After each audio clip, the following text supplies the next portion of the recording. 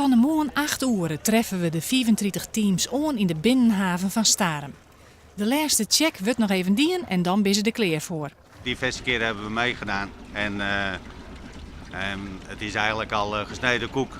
Dus iedereen doet zijn eigen voorbereiding in deze en dat betekent boodschappen halen en even. We hebben gisteren nog een inspectie gehad, dus alles was goed, dus we gaan er helemaal voor. De meeste ploegen die aan de start verschijnen doggen al jaren mee. Het ritueel is ze bekend. Eerst draven en dan zielen. Zo vlug mogelijk langs Kwaanweterzoon, Texel, Vlieland, Haas en Skilge. En tussendoor moet er ook nog fietst worden op de eilanden.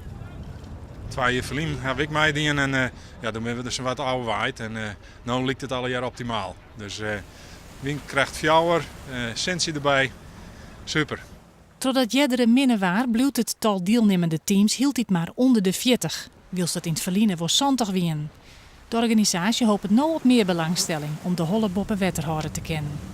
Er zit een hoop kosten aan verbonden en daarvoor moeten we toch ook een aantal deelnemers eigenlijk het liefst meer strijdtig om de wedstrijd gewoon financieel uit toch dat dat al je uit kan.